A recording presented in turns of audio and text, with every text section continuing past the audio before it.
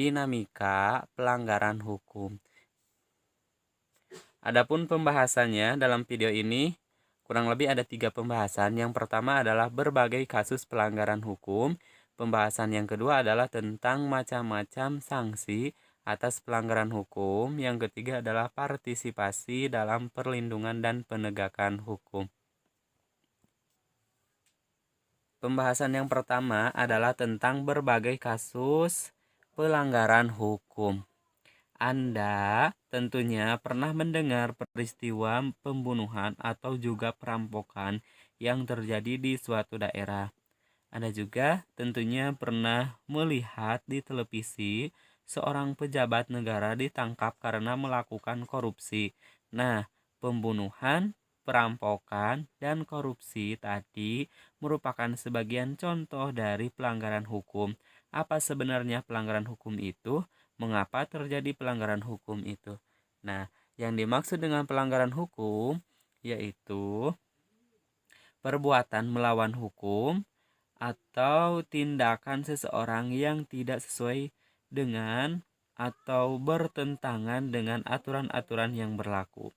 Dengan kata lain, pelanggaran hukum merupakan pengingkaran terhadap kewajiban-kewajiban yang telah ditetapkan oleh peraturan atau hukum yang berlaku. Misalnya, kasus pembunuhan merupakan pengingkaran terhadap kewajiban untuk menghormati hak hidup orang lain. Nah, sebenarnya pelanggaran hukum merupakan bentuk ketidakpatuhan terhadap hukum. Ketidakpatuhan terhadap hukum dapat disebabkan oleh 2 hal. Yang pertama adalah pelanggaran hukum oleh si pelanggar sudah dianggap sebagai kebiasaan. Yang kedua adalah hukum yang berlaku sudah tidak sesuai lagi dengan aturan atau tuntutan kehidupan. Yang selanjutnya, saat ini kita sering melihat berbagai pelanggaran hukum terjadi di negara ini. Hampir setiap hari kita mendapatkan informasi mengenai terjadinya tindakan melawan hukum, baik yang dilakukan oleh masyarakat ataupun oleh aparat penegak hukum itu sendiri. Nah, berikut ini ada contoh perilaku yang bertentangan dengan aturan yang dilakukan di beberapa lingkungan. Lingkungan yang pertama adalah lingkungan keluarga. Adapun contoh perilaku yang bertentangan dengan aturan di lingkungan keluarga, yang pertama adalah mengabaikan perintah orang tua. Yang kedua, mengganggu kakak atau adik yang sedang belajar. Yang ketiga, ibadah tidak tepat waktu. Yang keempat, menonton tayangan yang tidak boleh ditonton oleh anak-anak. Yang kelima, nonton televisi sampai larut malam. Yang terakhir adalah bangun kesiangan. Nah, sedangkan contoh perilaku yang bertentangan dengan aturan di lingkungan yang kedua adalah di lingkungan sekolah. Apa contohnya? Yang pertama adalah menyontek ketika ulangan. Yang kedua, datang ke sekolah terlambat. Yang ketiga, bolos mengikuti pelajaran. Yang keempat, tidak memperhatikan penjelasan guru saat menerangkan di kelas ataupun sedang berbicara. Yang kelima adalah berpakaian tidak rapi. Yang selanjutnya adalah contoh perilaku dalam lingkungan masyarakat yang bertentangan dengan aturan, yaitu yang pertama adalah mangkir dari tugas ronda malam. Yang kedua, tidak mengikuti kerja bakti dengan alasan yang tidak jelas. Yang ketiga, main hakim sendiri. Yang keempat, mengkonsumsi obat-obat terlarang. Yang kelima adalah melakukan tindakan diskriminasi kepada orang lain. Yang selanjutnya adalah melakukan perjudian dan membuang sampah sembarangan. Adapun contoh perilaku yang bertentangan dengan aturan yang keempat adalah lingkungan bangsa dan bernegara. Apa contoh yang bertentangan dengan lingkungan bangsa dan negara? Yang pertama adalah tidak memiliki KTP. Yang kedua adalah tidak mematuhi rambu-rambu lalu lintas. Yang ketiga adalah melakukan tindak pidana.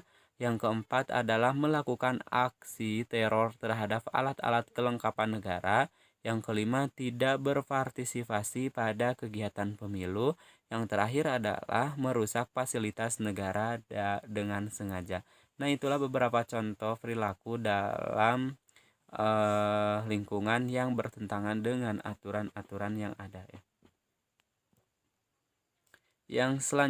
Pembahasan yang selanjutnya adalah macam-macam sanksi norma dalam masyarakat atau macam-macam aturan dalam masyarakat.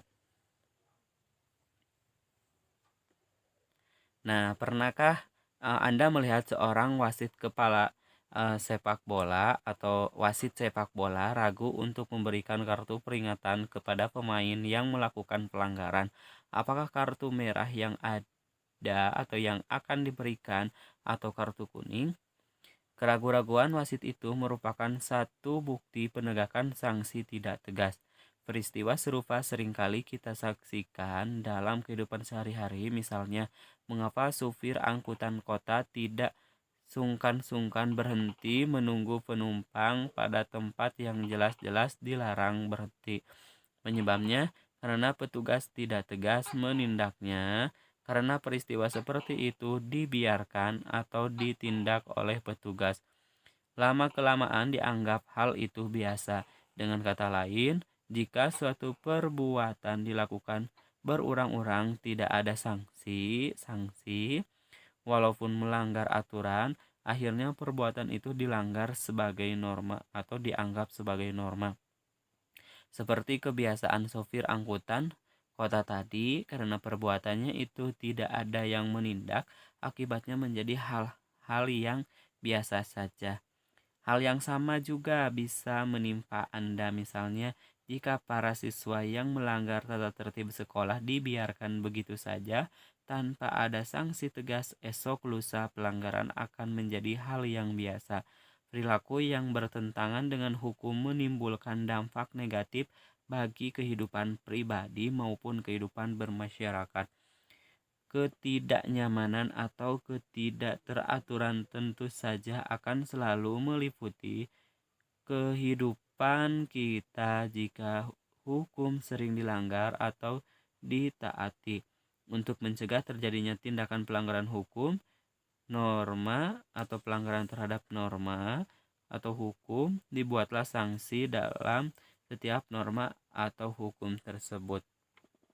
Adapun sanksi dan norma dalam masyarakat, yang pertama adalah norma agama, di mana norma agama ini merupakan petunjuk hidup yang bersumber dari Tuhan yang disampaikan melalui utusan-utusannya, yaitu Rasul atau Nabi, yang berisi perintah, larangan, atau anjuran-anjuran. Sedangkan contoh dari norma agama yaitu beribadah, tidak berjudi, suka beramal. Sedangkan sanksi apabila ada yang melanggar terhadap norma agama ini, yang salah satunya adalah tidak langsung karena akan diperoleh setelah meninggal dunia. Nah, jadi maksud dari sanksi ini, jadi ketika seseorang atau manusia yang melanggar norma ini, jadi sanksinya itu tidak secara langsung, melainkan nanti ditunda, yaitu setelah meninggal dari dunia ini. Nah, sanksinya itu apakah mendapatkan pahala atau mendapatkan dosa, ya, atau mendapatkan siksaan. Yang kedua, norma kesusilaan. Nah, apa pengertian dari norma kesusilaan? Norma kesusilaan merupakan pedoman pergaulan hidup yang bersumber dari hati nurani manusia tentang baik buruknya suatu perbuatan. Contohnya apa? Contohnya adalah berkata jujur, menghargai orang lain. Sedangkan sanksinya apabila melanggar dari norma kesusilaan ini, yaitu berupa sanksi yang tidak tegas karena hanya diri sendiri yang merasakannya. Yaitu apa yang dirasakan oleh diri sendiri, yaitu diri sendirinya itu atau diri kita ketika melanggar norma ini pasti akan merasa bersalah, menyesal, malu, dan sebagainya. Yang ketiga adalah norma kesopanan. Pengertian dari norma kesopanan yaitu merupakan pedoman hidup yang timbul dari hasil pergaulan masyarakat di dalam masyarakat. Jadi sekali lagi, norma kesopanan ini merupakan pedoman hidup yang timbul dari hasil pergaulan manusia di dalam masyarakat ya. Sedangkan contohnya yaitu menghormati orang yang lebih tua, tidak berkata kasar, menerima dengan tangan kanan ya. Sedangkan sanksinya dari norma kesopanan ini apabila ada yang melanggarnya yaitu berupa tidak tegas, tetapi dapat diberikan oleh masyarakat dalam bentuk celaan, cemoohan, atau pengucilan dalam pergaulan. Yang selanjutnya adalah norma hukum, di mana pengertian dari norma hukum itu yaitu merupakan pedoman hidup yang dibuat oleh badan yang berwenang yang bertujuan untuk mengatur manusia dalam kehidupan berbangsa dan bernegara, yaitu berisi perintah dan larangan. Adapun contohnya dari norma hukum ini yaitu harus tertib, harus sesuai prosedur, dilarang mencuri ya, dan yang lain-lain. Sedangkan sanksinya apabila ada yang melanggar dari norma hukum ini yaitu sangat tegas atau tegas dan nyata, serta mengikat dan memaksa bagi setiap orang tanpa terkecuali. Nah, maksud tadi bahwasannya disebutkan bahwa sanksi norma hukum itu adalah tegas dan nyata. Hal tersebut mengandung makna bahwa tegas itu berarti adanya aturan yang telah dibuat secara material telah diatur dalam peraturan perundang-undangan. Misalnya, hukum pidana mengenai sanksi diatur dalam pasal 10 KUHP atau Kitab Undang-Undang Hukum Pidana. Dalam pasal tersebut ditegaskan bahwa sanksi pidana berbentuk hukuman yang mencakup ada hukuman pokok dan juga ada hukuman tambahan, di mana hukuman pokok itu adalah hukuman mati dan hukuman penjara yang terdiri atas hukuman seumur hidup dan hukuman sementara waktu setinggi-tingginya 20 tahun dan sekurang-kurangnya 1 tahun. Sedangkan hukum tambahan terdiri atas pencabutan hak-hak tertentu, perampasan, penyitaan barang-barang tertentu, dan pengumuman keputusan hakim. Sedangkan maksud dari nyata yaitu yang berarti adanya aturan yang secara material telah ditetapkan kadar hukumannya berdasarkan perbuatan yang dilarangannya. Contohnya pada pasal 338 Kitab Undang Hukum Pidana menyebutkan barang siapa sengaja merampas nyawa orang lain diancam karena pembunuhan dengan pidana penjara paling lama 15 tahun. Nah, sanksi hukuman diberikan oleh negara melalui lembaga-lembaga peradilan. Sanksi sosial diberikan oleh masyarakat misalnya dengan cemoohan, dikucilkan, dan pergaulan. Bahkan yang paling besar atau yang paling berat diusir dari lingkungan masyarakat setempat. Jika sanksi hukum maupun sanksi sosial tidak juga mampu mencegah orang dari perbuatan melanggar hukum, ada satu jenis sanksi lain yakni sanksi psikologis. Nah, sanksi psikologis dirasakan dalam batin kita sendiri. Jika seseorang melakukan pelanggaran terhadap peraturan, tentu saja di dalam hatinya ia merasa bersalah. Selama hidupnya, ia akan dibayang-bayangi oleh kesalahannya itu. Hal ini akan sangat membebani jiwa dan pikiran kita. Sanksi inilah yang merupakan gerbang terakhir yang dapat mencegah seseorang melakukan pelanggaran terhadap aturan.